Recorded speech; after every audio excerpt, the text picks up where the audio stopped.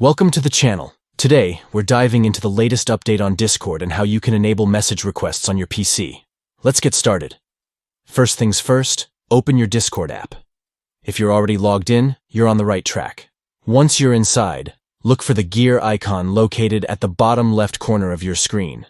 This icon is your gateway to settings, so go ahead and click on it.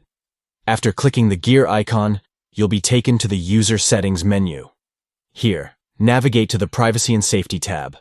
This is where you control your privacy preferences on Discord. Now, in the Privacy and Safety section, you'll see several options related to messaging. Look for the option that says, Allow direct messages from server members. This is the key feature we want to enable. Simply toggle the switch to turn this feature on.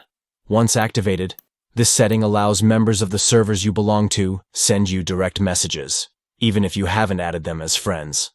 This can be a great way to meet new people and connect within your communities. And that's it.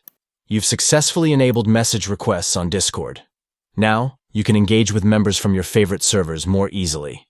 If you found this video helpful, don't forget to give it a thumbs up and subscribe for more tutorials.